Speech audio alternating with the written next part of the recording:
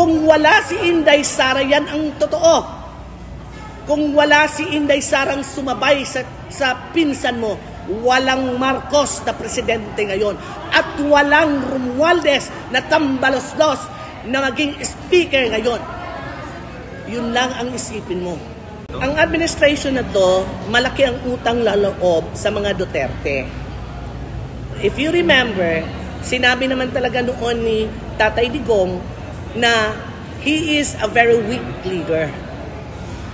Pero, dahil si Senator Amy linigawan ng todo ang ating pinakamamahal na Vice President Inday Sara, gumib-in, tinalikuran ni Inday Sara ang kanyang ama.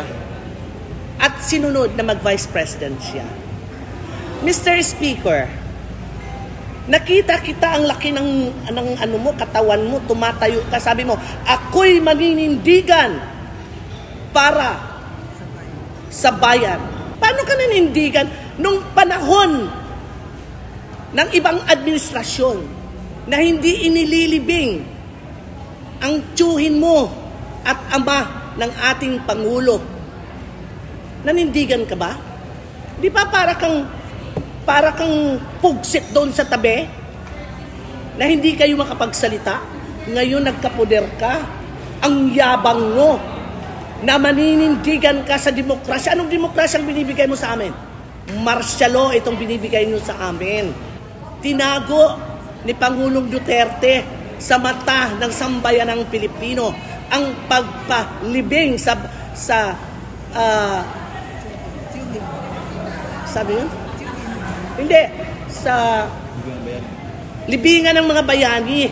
Dahil tatlong dekada, 3 presidente na ang umupo, hindi napapalibing. Pero matigas din at matikas ang aming pinakamamahal na Presidente Rodrigo Duterte na itinago niya sa sambayan ng Pilipino para lang maipalibing ang tiyuhin mo. Napakawalang hiya mo. Ikaw ang pinakawalang hiyang naging Speaker of the House. Tingnan mo, mga kakampi mo. Kagaya ni Congressman Lagman. Saludo ako dyan kay Congressman Lagman. Dahil sa totoo lang yan, kaya nagsasalita siya. Hindi siya papayag na magtsatsa ka dyan, magtanggo ka na lang para magburubaliktad ka. Huwag ka nang sumayaw ng tsatsa dahil hindi ka igi-igi yung tingnan pag nagsayaw ka ng tsatsa. Yun lang.